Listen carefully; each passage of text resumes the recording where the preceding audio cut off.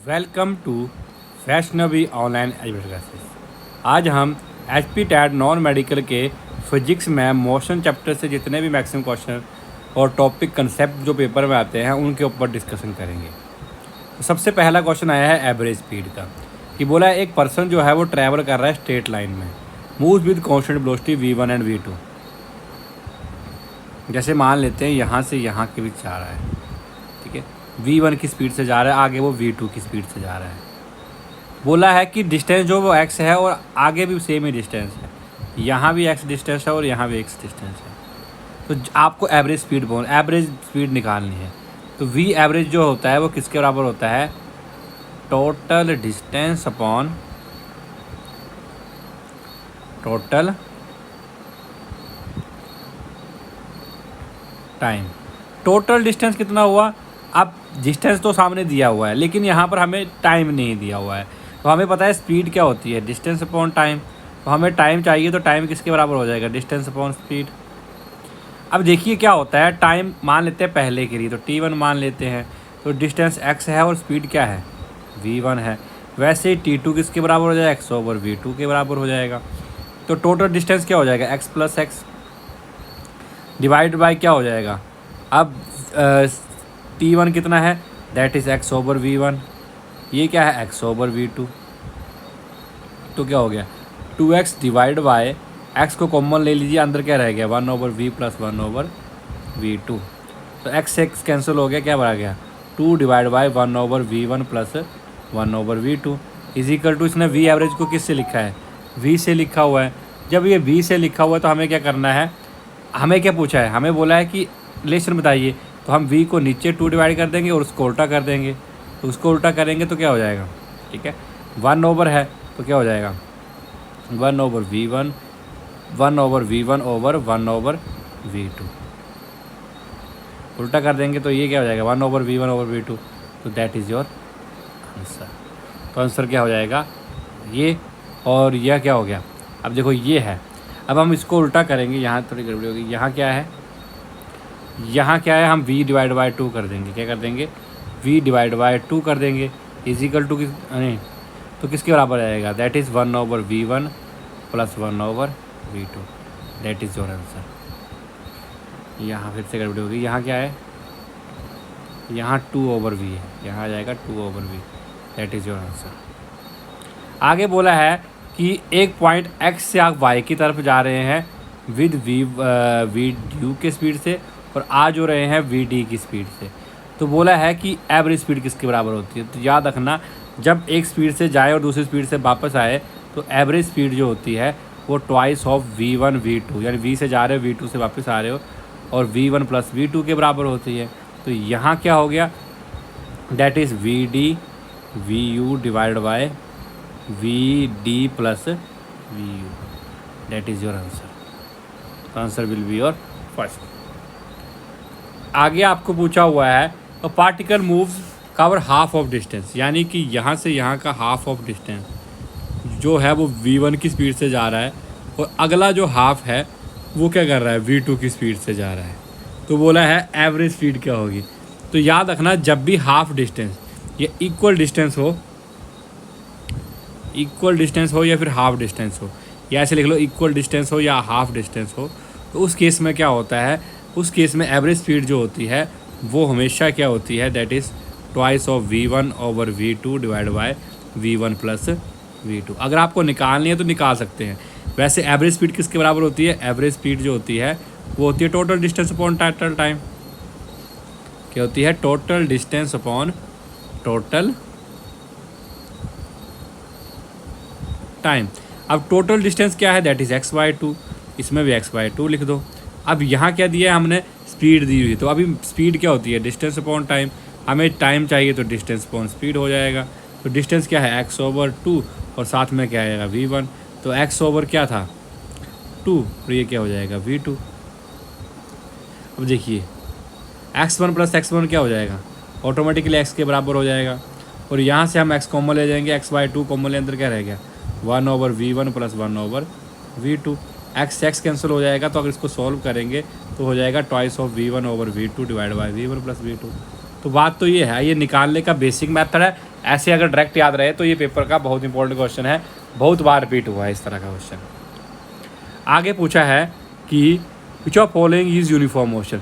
जब भी आपको क्वेश्चन में आ जाए यूनिफॉर्म मोशन, तो आपके दिमाग में होना चाहिए कि यूनिफॉर्म मोशन तभी होता है जब कोई ऑब्जेक्ट की स्लोप चेंज ना हो। स्लोप यानी कि स्लोप निकालने के लिए क्या करना पड़ता है, आपको टेंजेंट ड्रा करना पड़ता है। तो देखिए अगर हम टेंजेंट यहाँ ड्रॉ करते हैं, यहाँ एंगल अलग होगा, यहाँ ड्रॉ करेंगे यहाँ एंगल अलग होगा, तो ये डिफरेंट है, यहाँ पर भी डिफरेंट है। अब यहाँ पर क्या है, डिस्टेंस जो है वो, अब देखो इस टाइम पे भी मान लो 5 किलोमीटर है, यहाँ पर भी 5 किलोमीटर है, तो यूनिफॉर्म तो हुआ ही नहीं। तो यूनिफॉर्म के लिए देखो यहाँ पर एंगल देखो, यहाँ पर भी 45 है, यहाँ पर भी 45, सब जगह सेम है। मान लो कोई एंगल 45 नहीं लेकिन अलग रहा है 45 के करीब करीब, इसका मतलब एंगल चेंज नहीं होगा, इट मीन्स वो यूनिफॉर्म मोशन में होगा। Then answer will be your A. आगे यहाँ भी यूनिफॉर्म मोशन पूछा है, देखो इसमें चेंज हो रहा है, इसमें भी चेंज हो रहा है। अब देखो इसमें क्या है, यहाँ पर वेलोसिटी जो वो डिक्रीज़ कर रही है, यूनिफॉर्म मोशन ये भी नहीं हुआ। तो यहाँ पर देखिए ये स्लोप चेंज नहीं हो रही है, it means answer will be your D.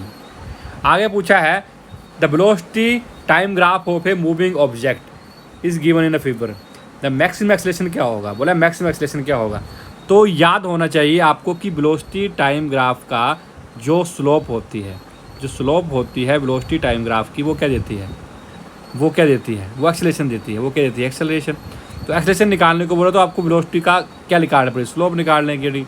अब स्लोप कैसे निकालते हैं, हम स्लोप निकालते हैं that is tan theta is equal to, या हम इसको बोलते हैं y2 माइनस y1 कर लो और x2 माइनस x1 कर लो, या अगर टाइम के कंसेप्ट में लिख रहे हो तो नीचे क्या हो जाएगा t2 माइनस t1 और यहाँ क्या हो जाएगा v2 माइनस v1। अब यहाँ देखिए पहले पॉइंट में देखते हैं, यहाँ देखिए ये हमारा पहला पॉइंट है, ये हमारा क्या हो गया, ये हमारा t1 हो गया, ये t2 हो गया। अब ये क्या है, v2 हो गया, ये v1 हो गया। तो देखिए v1 कितना है, 0 है, v2 कितना है 20 माइनस 0, t2 कितना दिया हुआ है, t2 कितना दिया है 20, ठीक है, और 0, तो ऑटोमेटिकली क्या हो गया 20 डिवाइडेड बाय 20 यानी कि 1 आ गया एक्सेलरेशन। क्या आ गया, एक्सेलरेशन। इस पॉइंट पे 1 है। अब हमें अगले पॉइंट में तो ऑटोमेटिकली क्या निकलेगा, सेम ही निकलेगा, तो इसमें निकालने की ज़रूरत है ही नहीं। यहाँ पे क्या है, ठीक है, यहाँ पर निकालने की ज़रूरत है नहीं, यहाँ पर तो चेंज ही नहीं हो रही स्लोप। आगे देखो यहाँ निकाल के देखते हैं, तो यहाँ निकालने के लिए आपको क्या निकालने पड़ेगी, ये निकालते हैं, ठीक है। यहाँ ट्रायंगल बन गई, तो यहाँ क्या हो गया, दैट इज़ पॉइंट क्या है, यहाँ इनिशियल पॉइंट कितना हो गया 20 और फाइनल कितना हो गया 80। तो वेलोसिटी कितना हो जाएगा, 80 में से 20 को माइनस करो, डिवाइड बाय क्या हो जाएगा, that is 40 minus 30, that is 10। तो 60 डिवाइड बाय 10 यानी कि 6 हो गया यहाँ पर acceleration, 6 metre per second square.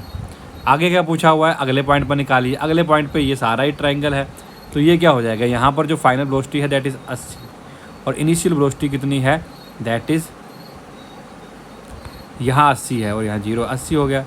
और नीचे क्या है, यहाँ 80 है और यहाँ 40 है, तो 80 में से क्या करो 40 माइनस कर दो, तो 40 हो जाएगा। 80 डिवाइड बाय 40 यानी कि यहाँ एक्सेलरेशन क्या हो जाएगा 2, तो यहाँ एक्सेलरेशन 2 हो गया।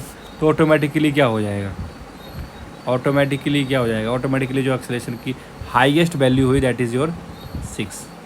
एक्सटेंशन की हाईएस्ट वैल्यू क्या होगी 6, क्या होगी 6, ठीक है।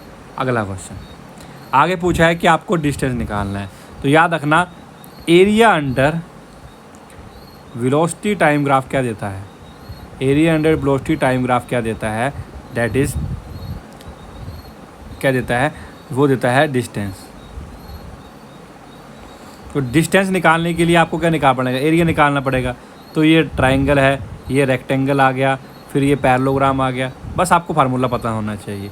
ट्रायंगल का एरिया क्या होता है, हाफ इंटू बेस, बेस क्या है 1 में से 0 माइनस किया 1, इंटू बेस इंटू क्या हुआ हाइट। अब हाइट मतलब क्या हो गया यहाँ पर, दैट इज़ दिस वन। तो यहाँ क्या है 20 में से 0 गया तो 20 हो गया, प्लस आगे क्या दिया है लेंथ इंटू ब्रेथ, 2 में से 1 गया तो 1 और यहाँ क्या रह गया, यहाँ 20 ही रहा, प्लस यहाँ पैरेललोग्राम बन रही है, ये पैरेललोग्राम बन रही तो सम ऑफ पैरेलल साइड कितना हो गया, ये 0 है और ये कितना है यहाँ पर 20 है, तो 20 में से 0 गया तो 20 हो गया, हाफ ऑफ 20 प्लस ठीक है। अब यहाँ से यहाँ तक कितना है 10, और इसमें क्या करना है, हाइट कितनी है, 3 में से 2 गया 1, प्लस अब यहाँ रेक्टेंगल बन गया, 4 में से 3 गया 1, और ऊपर कितना रह गया 10। तो जोड़ लो, यहाँ कितना आ गया 10, और यहाँ कितना हो गया 20, और ये 20 प्लस 10 कितना हो गया 30, 30 का आधा कितना हो गया 15, और ये कितना हो गया 10, 10 20 30 10 40 10 50, और टोटल कितना हो गया, दैट इज़ 55 मीटर आपका क्या हो गया डिस्टेंस। अगला भी सेम ही है, अगले में भी आपको दिया है, अगले में दिया है 3 से 7 सेकंड के बीच में। तो यहाँ T2 कितना हो गया, दैट इज़ A1, ये क्या हो गया आपका T1। अब यहाँ पर हमें V1 और V2 भी देखना पड़ेगा। अब देखो यहाँ पर जो इनिशियल वेलोसिटी है, देखो अब देखो यहाँ पर देखनी पड़ेगी। अब यहाँ से यहाँ क्या है इनिशियल वेलोसिटी, और यहाँ की तो total sum of parallel side होता है, सम ऑफ पैरेलल साइड। तो क्या हो गया, ये बन गई ट्रेपेजियम, तो वो होता है sum of parallel side into height के बराबर हो गया। तो हाफ हो गया सम ऑफ पैरेलल साइड कौन सी होगी, A और B।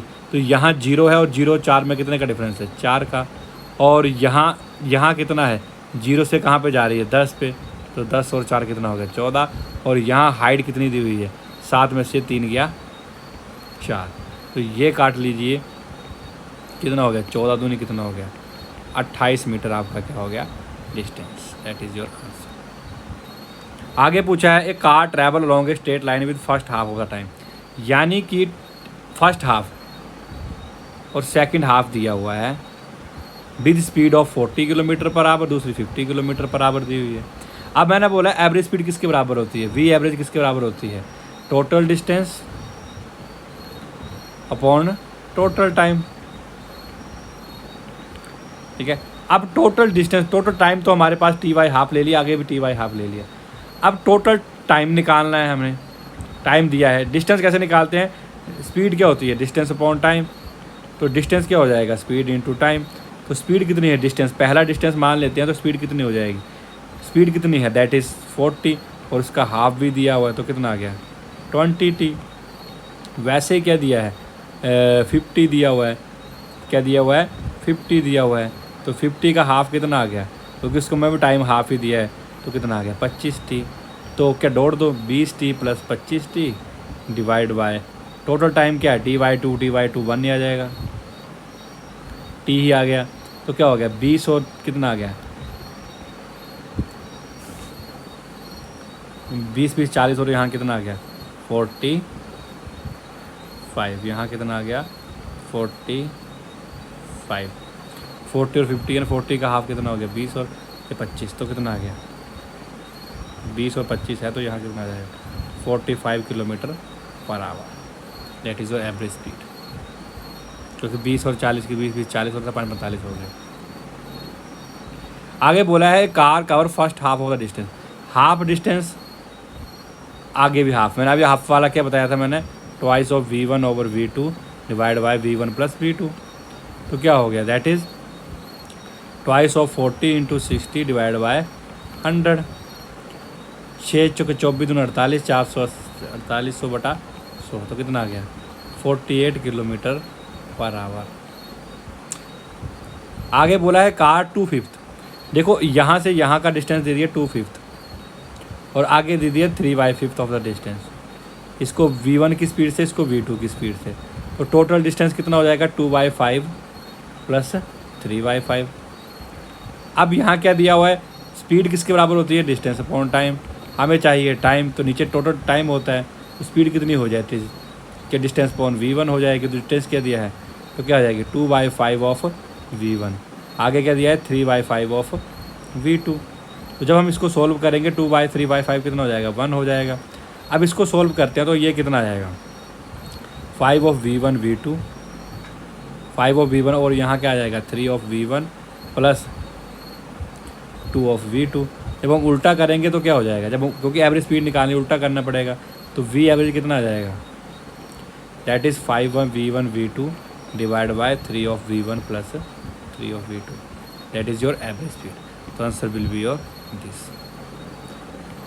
आगे दिया है एक consider a car moving with acceleration दिया है 2 metre per second square, after t second the velocity is 10 metre per second, 10 metre per second हो रही है। पहले वो इनिशियल वेलोसिटी क्या होगी, फिर 0 है।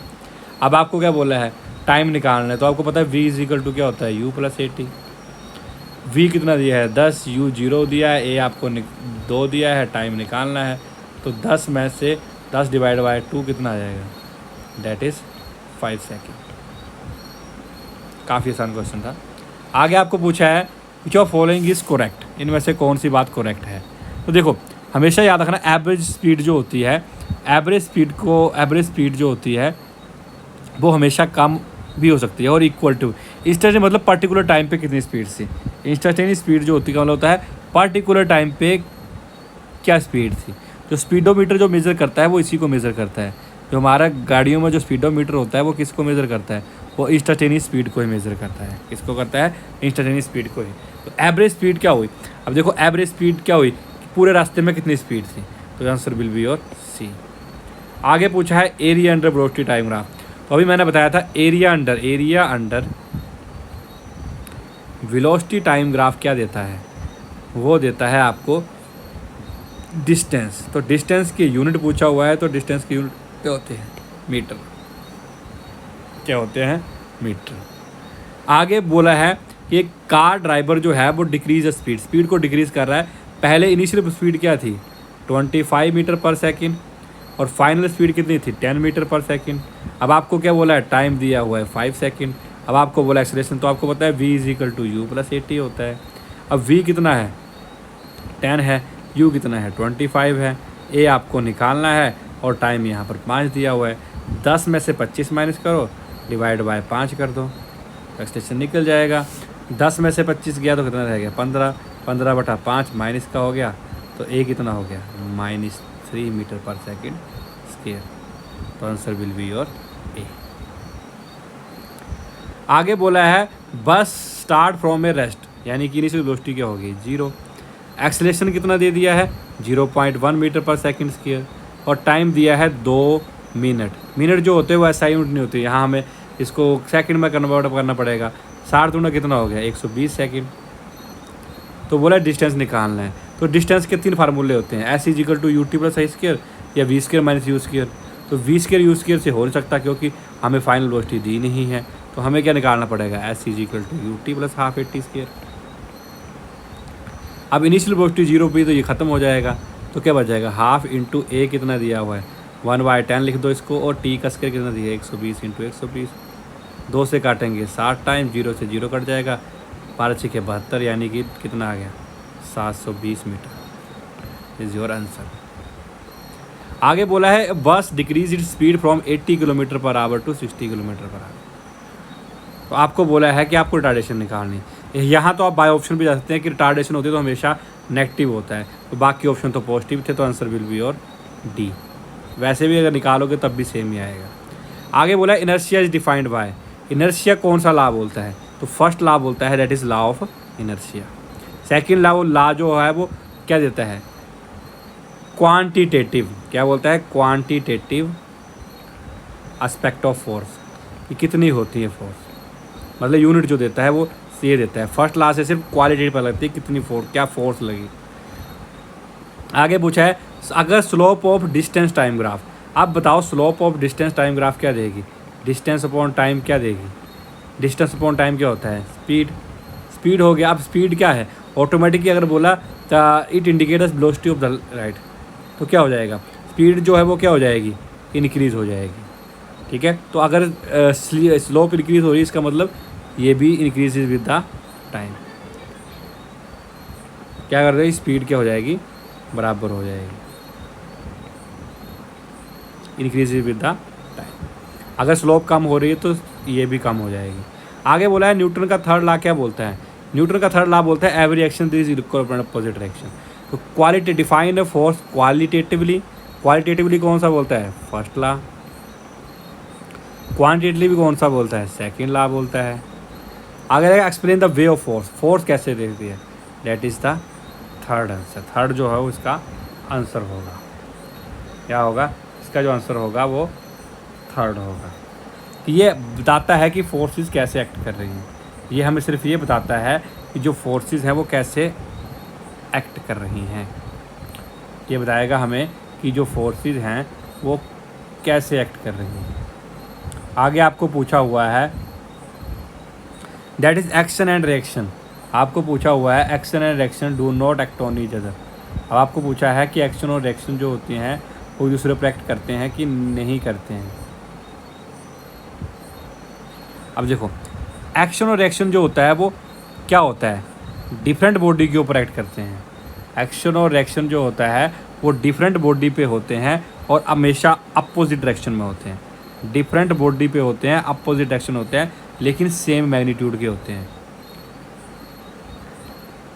सेम मैग्नीट्यूड के होते हैं, याद रखना, ये बहुत इंपॉर्टेंट क्वेश्चन है। आगे आपको पूछा है if a constant force act on A initially at rest, यानी कि इनिशियली एट रेस्ट पे यू 0 हो गया और फोर्स जो वो आपको बोले कांस्टेंट है, तो बोला है कि डिस्टेंस, तो डिस्टेंस का फार्मूला क्या होता है, S is equal to u t plus half a t square. अब देखो इनिशियल वेलोसिटी 0 ये खत्म हो गया, एस इजिकल टू क्या हो गया, हाफ ए टी स्क्वायर। अब देखो यहाँ F is equal to M A लिखा है, अगर ये कांस्टेंट है तो इसका मतलब मास तो कांस्टेंट है, इसका मतलब एक्स तो कांस्टेंट होता ही है, तो एक्सेलरेशन कांस्टेंट हुआ, एक्सेलरेशन कांस्टेंट हुआ तो x is directly proportional to क्या हो गया, दैट इज टी की पावर 2। क्या हो गया, दैट इज टी की पावर 2।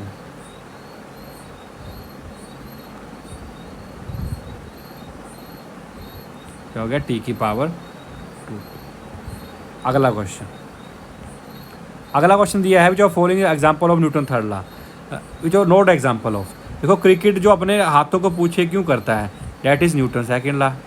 न्यूटन सेकंड लॉ क्या बोलता है, force is inversely proportional to d p over d t, यानी कि अगर मोमेंटम को चेंज करना है d p over d t तो क्या करेंगे, ठीक है, अगर टाइम को बढ़ाएंगे तो फोर्स क्या हो जाएगी, कम, तो जब हम पीछे हाथ लेते हैं तो टाइम बढ़ता है तो फोर्स क्या लगती है, कम।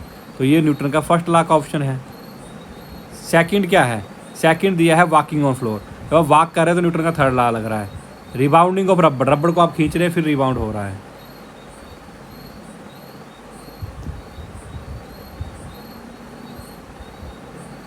ठीक है, अब क्या लिखा है, फ्लाइट ऑफ जेट, जेट जो फ्लाइट करता है वो किसकी वजह से करता है, वो उसमें लॉ ऑफ कंजर्वेशन ऑफ क्या होता है, लीनियर मोमेंटम कंजर्व होता है। क्या होता है, ये बहुत बार पेपर में आता है, लीनियर मोमेंटम किस में कंजर्व होता है, न्यूटन थर्ड लॉ में। दैट इज़ योर आंसर, तो आंसर आपका क्या होगा, 1। नोट पूछा हुआ तो ए होगा। आगे पूछा है the principle of conservation of linear momentum क्या बताता है, ये बताता है कि जो मोमेंटम है वो चेंज तभी होगा, वो मोमेंटम तभी चेंज होगा जब एक्सटर्नल फोर्स लगेगी।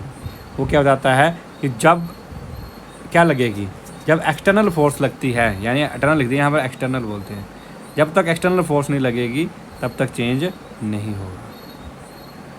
आगे पूछा है जो फॉलोइंग इज रॉन्ग स्टेटमेंट, में रॉन्ग स्टेटमेंट कौन सी है, देखो एक्शन और रिएक्शन जो होती है वो पेयर में ही काम करती है।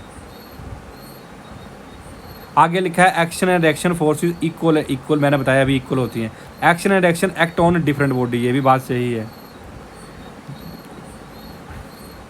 आगे लिखा है action and reaction act on the same direction, same direction में नहीं होती है, answer will be your that is D. Incorrect कौन सा हुआ, दैट इज डी। क्या होगा, डी। ठीक है, आगे बोला है person jumping out of the moving बस फॉल फॉरवर्ड, तो जब हम जंप करते हैं, ठीक है, पर्सन जो है वो जंप कर रहा है मूविंग बस से, तो वो आगे की तरफ को पड़ रहा है, क्यों, क्योंकि वो चीज़ इनर्शिया ड्यू टू मोशन, जब कोई चीज़ मोशन में है उसको रोकने की कोशिश करेंगे तो इसमें क्या होगा, इनर्शिया ड्यू टू मोशन। आगे क्या पूछा है, inertia in moving bodies depend upon, inertia हमेशा किसके ऊपर डिपेंड करता है, मास ऑफ द ऑब्जेक्ट के ऊपर काम करता है। आगे पूछा है the device fitted in automobile to measure the distance, distance के लिए क्या होता है, ऑडोमीटर होता है, और स्पीड के लिए स्पीडोमीटर होता है, तो आंसर विल बी ए।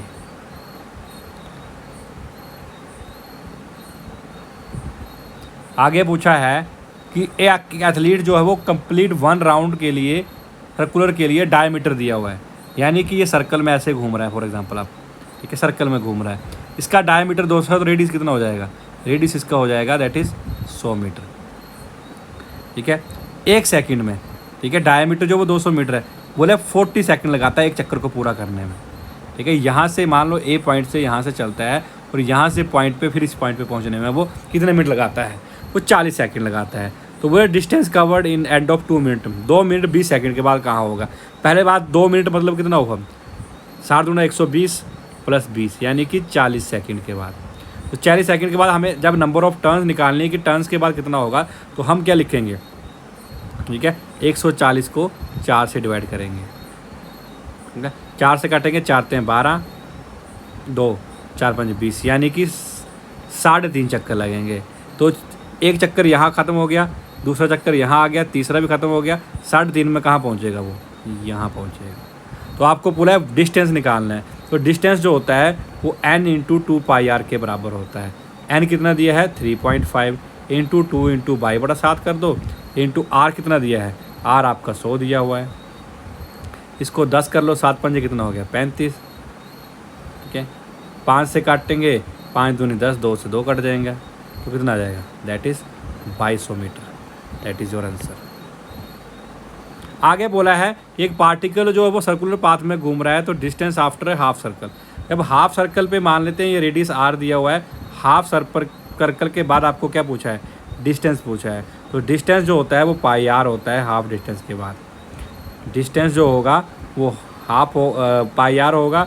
अगर डिस्प्लेसमेंट पूछेगा तो 2r होती है, ये याद रखना है आपने। आगे बोला है in which of the following cases distance and displacement is equal.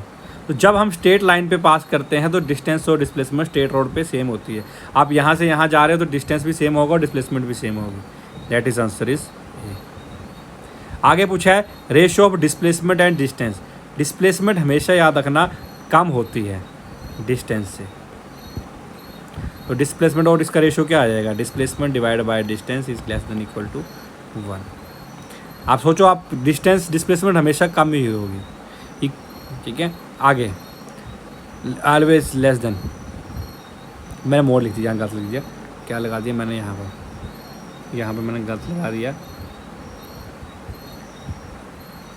क्या होगी, दैट इज़ इक्वल टू और लेस देन, मैंने उल्टा लगा दिया, इक्वल टू और लेस देन होती है, ठीक है, बराबर भी हो सकती है कई बार। A particle moving in a circular path displacement after a half circle. अब मैंने अभी बताया डिस्प्लेसमेंट हाफ सर्कल कितनी होगी है, 2r होती है, that is 2r। Full circle पे 0 हो जाती है। Out of which of following can not be negative. देखो acceleration can be negative, velocity can be negative, displacement can be negative, लेकिन पाथ लेंथ कभी नेगेटिव नहीं होती है। पाथ लेंथ होता है डिस्टेंस। तो answer will be your D. आगे पूछा है if object move in a circular path return to starting point. मान लो ए पॉइंट से चला है और यहीं पे पहुंच गया, तो डिस्प्लेसमेंट हमेशा 0 होगी। अगर इनिशियल और फाइनल पोजीशन जो होता है वो सेम होती है तो डिस्प्लेसमेंट क्या होती है 0, बट डिस्टेंस जो वो 0 नहीं होगा। डिस्प्लेसमेंट इज़ 0 सही बात है, डिस्टेंस इज़ 0 नहीं। Displacement is 0 but distance is greater than 0, ये सही हो सकता है। Displacement is non 0, displacement non 0 0 ही होगी। डिस्प्लेसमेंट इज ग्रेटर देन 0, ये भी गलत है, तो answer will be your B. Thank you for watching this video. Thank you for the class.